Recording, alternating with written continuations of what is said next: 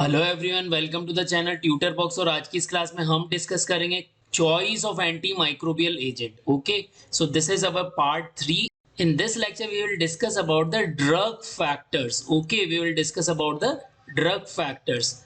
In earlier parts we already discussed about the organism related factor, as well as we also discuss about the patient factor. Okay, now in drug factor, what are the important points? Just look on those points. When any one of the numbers of antimicrobial could be used to treat an infection, choice among them is based upon the specific property of these antimicrobial agent. Okay, so as we know, drug has so many kind of properties. Okay, so what are those properties? Just like pharmacokinetic parameters, PK parameters, okay, as well as some other parameters. So we are discussing all these parameters in this lecture.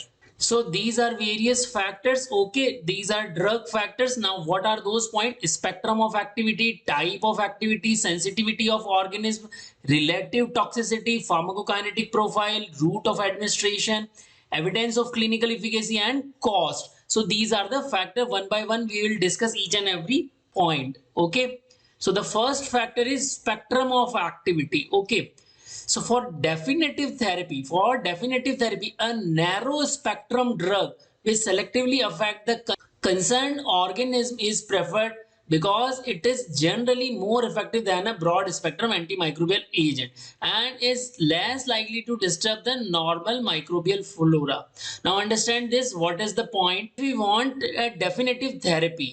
Suppose this is the person, okay, and this is infected by a microorganism. This is microorganism. Okay, now for the treatment of this infection there is a need of antimicrobial agent, and we required a narrow spectrum drug.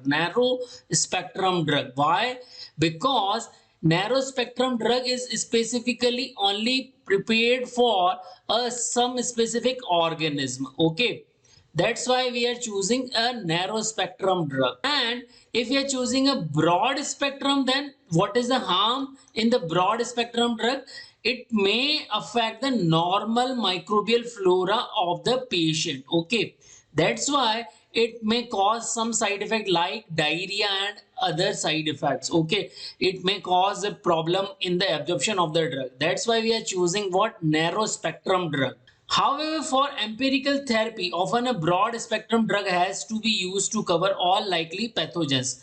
But generally what happen in villages, the doctor do not have much options to treat patient with definitive therapy. Why? Because they do not able to get the data of diagnostic tests as early as possible. Because they do not able to get the data of diagnostic test. Okay, so what happened in such cases? They are using empirical therapy. Empirical therapy means the therapy which is based on the theory. Okay, that's why what doctors do, they are using what? Broad spectrum antibiotic, and after getting the result of diagnostic test they shift over other drugs. Now the second point is type of activity. Okay, so what is the thing? Many infection in patient with normal host defense respond equally well to bacteriostatic and bactericidal antimicrobial agents. Suppose a patient having a normal host defense, okay, means person has a good immunity power. In that case, bacteriostatic and bactericidal may equally work. But in several acute infection resolve faster with a cidal drug, okay, than is use of static drug. What happen if a patient is suffering from acute infection? In that case there is a need to use of cidal drug. Okay, because the cidal drug directly reduce the number of bacteria at the site of infection. Okay, while the static drug only prevents the increase in their number. क्या होगा यहाँ पर? जो अगर साइडल drug हमने use किया है, means doctor ने अगर साइडल ड्रग यूज किया है उस केस में क्या होगा? Cidal drug has ability to reduce the number of bacteria at the site of infection. वहां पर बैक्टीरिया का नंबर जो है रिड्यूस होगा, बिकॉज बैक्टीरिया जो है साइडल ड्रग उसको क्या कर देगी? किल कर देगी. क्लियर? बट अगर स्टेटिक ड्रग हम यूज करेंगे उस केस में क्या होगा, बैक्टीरिया की ग्रोथ जो है वो कम हो जाएगी, बैक्टीरिया का नंबर कम नहीं होगा। Okay, that's why cidal drug is more beneficial in several acute infection. Now the another point, in many bactericidal drug exert prolonged post antibiotic effect, okay, so that maintenance of drug level continuously above the MIC is not essential. Okay, तो अब यहाँ पर समझिए इस point में क्या कहा गया है।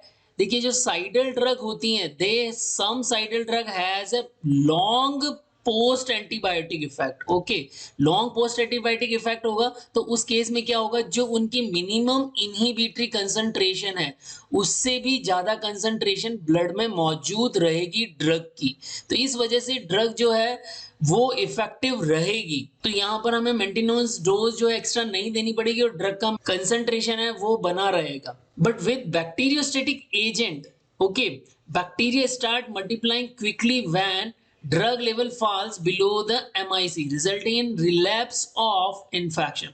बट अगर स्टेटिक एजेंट हम यूज करते हैं उस केस में क्या होगा, ड्रग का जो पोस्ट एंटीबायोटिक इफेक्ट जो है वो क्या होता है, बहुत ही कम होता है।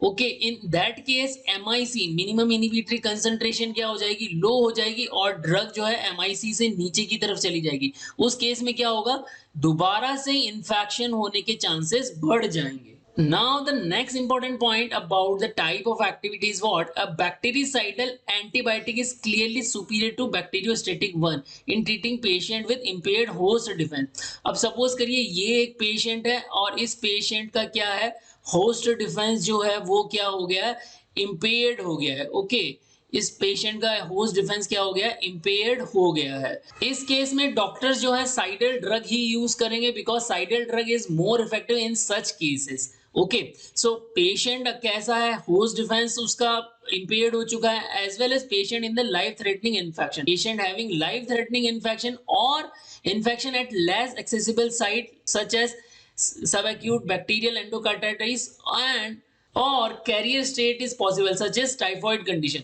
सो अलग अलग कंडीशन है हमारे पास में, होस्ट डिफेंस इंपेयर्ड हो चुका है, लाइफ थ्रेटनिंग इन्फेक्शन है, सब एक्यूट बैक्टीरियल एंडोकार्डिटिस है और टाइफॉइड की कंडीशन। इस केस में क्या करना पड़ेगा, डॉक्टर्स को साइडल ड्रग ही यूज करनी चाहिए because it give more relief than static drugs. Now just look on the another point, sensitivity of the organism. Okay, assessed on the basis of MIC value and consideration of PAE. Okay, तो यहाँ पर देखना पड़ेगा जो भी person है अगर वो इन्फेक्ट हुआ है तो उसमें जो इन्फेक्शन हुआ जिस भी माइक्रोब का हुआ है, सपोज करिए ये माइक्रोब है, अगर इसका इन्फेक्शन हुआ है तो यहाँ पर जो माइक्रोब है वो किस तरह की एंटीबायोटिक के अगेंस्ट में सेंसिटिव है। ओके, और उस एंटीबायोटिक की हमारे पास में MIC वैल्यू अवेलेबल है क्या, वो चीज देखनी पड़ेगी, एज वेल एज हमें PAE को देखना पड़ेगा, मतलब कि पोस्ट एंटीबायोटिक इफेक्ट को देखना पड़ेगा। उसी के बेसिस पर जो है ड्रग्स को सेलेक्ट किया जाएगा। Okay, now moving on the relative toxicity. Okay, तो obviously less toxic antibiotic is preferred, generally हम जो है लेस टॉक्सिक एंटीबायोटिक ही प्रेफर करेंगे। यहाँ पर रिस्क बेनिफिट रेशियो देखा जाएगा। ओके, रिस्क बेनिफिट रेशियो देखा जाएगा, कितना ज्यादा बेनिफिट है और कितनी रिस्क है, उसी के अकॉर्डिंग ड्रग को चूज किया जाएगा। जैसे कि सपोज करिए beta lactam antibiotics are preferred over aminoglycoside, beta lactam having a less side effect than aminoglycoside, as we know aminoglycoside are toxic to the nervous site. Okay, and erythromycin are preferred over clindamycin. Okay, now just look on the pharmacokinetic parameter. These are very important parameters. For optimum action, the antibiotic has to be present at the site of infection in sufficient concentration for an adequate length of time. Okay, तो यहाँ पर दो चीजें देखनी पड़ेगी हमें, कितने time period के लिए ड्रग अवेलेबल है और कितनी उसकी कंसंट्रेशन अवेलेबल है, कितने टाइम पीरियड के लिए उसकी कंसंट्रेशन हाई MIC से ज्यादा अवेलेबल है, दोनों ही चीजें को देखना पड़ेगा। और ये दोनों किस पर डिपेंड करते हैं, ये डिपेंड करते हैं PK पैरामीटर्स पर। Okay, now most antibiotics are given at the 2 to 4 half life interval, thus attaining the therapeutic concentration only intermittently. Okay, तो ज्यादातर जो एंटीबायोटिक हैं वो क्या कैसे दी जाती है, ओनली 2 to 4 हाफ लाइफ के इंटरवल पे दी जाती है, तो उनका जो कंसंट्रेशन है वो मेंटेन किया जाता है। Okay, for many organism aminoglycoside, fluoroquinolone, metronidazole produce concentration dependent killing effect. Okay, तो देखिए यहाँ पर आपसे क्वेश्चन पूछा जा सकता है कि कौन सी एंटीबायोटिक जो है वो कंसंट्रेशन डिपेंडेंट किलिंग इफेक्ट देती है। तो आपको याद रखना है अमाइनोग्लाइकोसाइड, फ्लोरोक्विनोलोन एंड मेट्रोनिडाजोल ये कंसंट्रेशन डिपेंडेंट किलिंग इफेक्ट देती है। मींस इनकी कंसंट्रेशन जब तक एमआईसी से ज्यादा रहेगी तब तक ये क्या करेंगे, बैक्टीरिया या माइक्रोब्स को किल करेंगे। Okay, so inhibitory effect depend on the ratio of the peak concentration to the MIC. Okay, तो जो पीक कंसंट्रेशन और एमआईसी का जो रेशियो होगा उसी पर इनकी इनहिबिटरी इफेक्ट डिपेंड करेगा। Now the same daily dose of gentamicin produce better action when given as a single dose than if it is divided into 2-3 portion। तो अब यहाँ पर ध्यान दीजिए, जेंटामाइसिन का केस एक स्पेशल केस है। ओके, इस केस में क्या होगा, यहाँ पर आप देखिए जेंटामाइसिन के केस में जेंटामाइसिन का हमें सिंगल डोज देना चाहिए। ओके, जो फर्स्ट सिंगल डेली की जो डोज देंगे वो सिंगल डोज देंगे तो वो ज्यादा इफेक्टिव रहेगा instead of if we are giving it in 2-3 portion.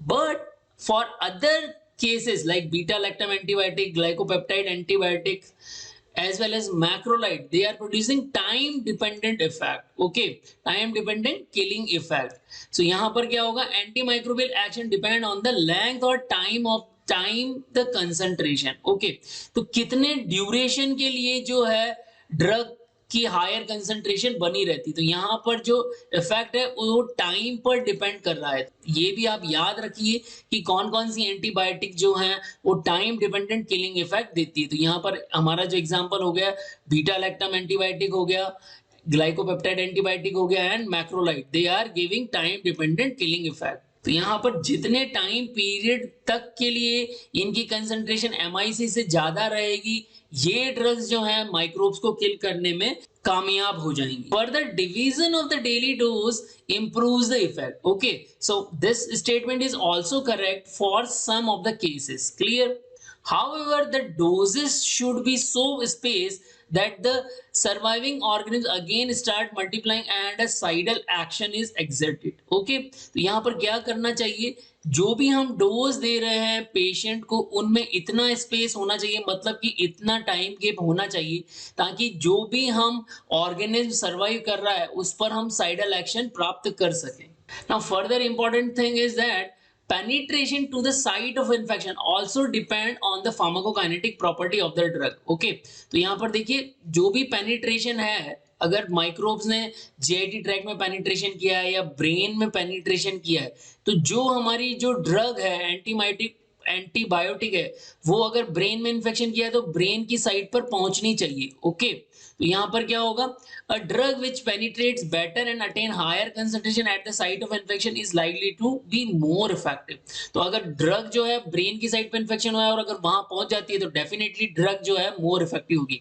Instant अगर वो ब्रेन की साइट पे नहीं पहुंचेगी तो उसका इफेक्ट कम हो जाएगा। तो बहुत आसानी से समझने वाली बात है कि जहां पर भी जिस भी ऑर्गन में ड्रग का इन्फेक्शन है वहां पर अगर ड्रग जितनी कंसंट्रेशन में पहुंचेगी उतना जल्दी उसका इफेक्ट होगा।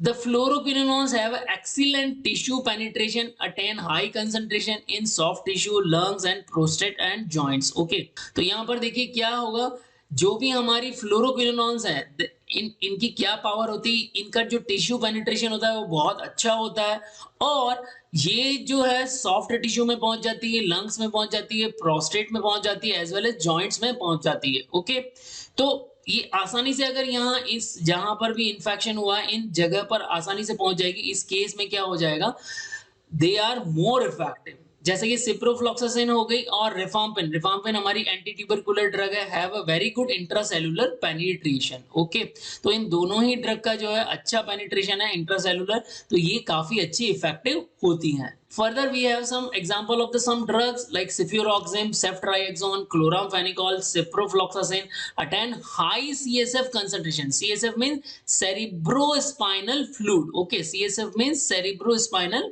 fluid. Clear? And on the other hand, penicillin and aminoglycoside penetrate poorly into the CSF unless meninges are inflamed. Okay. तो यहाँ पर देखिए पेनिसिलिन और अमाइनोग्लाइकोसाइड जो है सीएसएफ में नहीं पहुंच पाती हैं। Okay, they are not able to reach on CSF. In that case cefuroxime, ceftriaxone, chloramphenicol, ciprofloxacin are good drug because they are able to reach into the CSF with higher concentration. But अगर CSF में अगर inflammation हो रहा है, CSF में क्या हो रहा है, इन्फ्लामेशन हो रहा है, उस केस में क्या हो सकता है, पेनिसिलिन और अमाइनोग्लाइकोसाइड भी वहां पर पहुंच जाएंगी। Okay, further ampicillin, cephalosporin and erythromycin attain high biliary concentration. Now important point is route of administration. Okay, so what about route of administration? Generally antimicrobial agent can be given orally as well as parenterally, but aminoglycoside, penicillin, ticarcillin and many cephalosporin, vancomycin have to be given bye injection. Okay, तो यहाँ पर ध्यान दीजिए क्या हो गया हमारे पास में, aminoglycoside, penicillin, ticarcillin, cephalosporin and vancomycin, they are given parenterally. Okay, and ये सब कब होगा, पेरेंटरली हमें कब देनी है, जबकि इन्फेक्शन जो है कैसा हो, सीवियर अगर इन्फेक्शन हो तो उस केस में हमें पेरेंटरली देनी.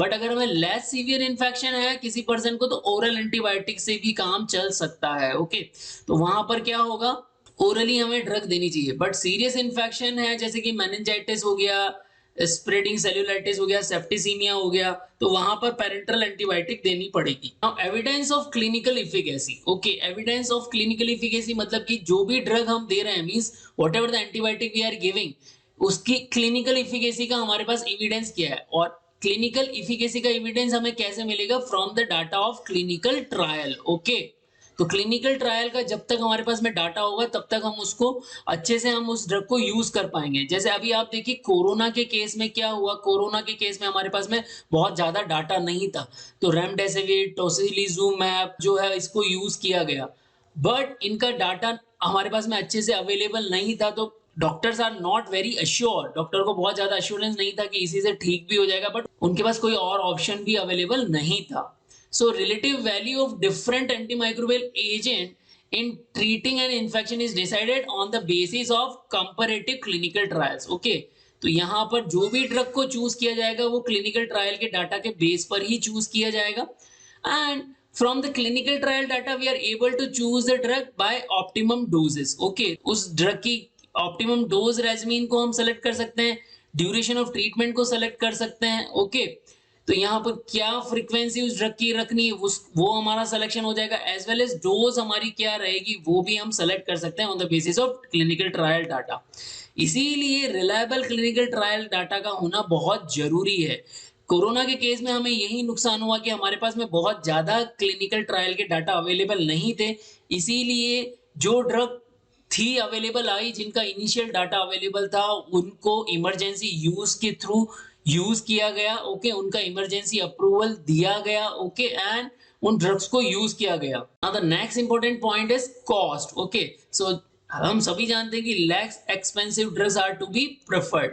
और जैसे कि जो डेवलपिंग कंट्री होती है जैसे कि इंडिया है, ओके, इंडिया के अंदर क्या है, मोस्ट ऑफ द पीपल जो है they are not insured, health insurance उन लोगों के पास में नहीं है. ओके, अब जाके गवर्नमेंट थोड़ा थोड़ा स्टार्ट करने लगी है कोरोना के बाद में हेल्थ इंश्योरेंस, और पीपल अवेयर हो गए हैं हेल्थ इंश्योरेंस को लेकर.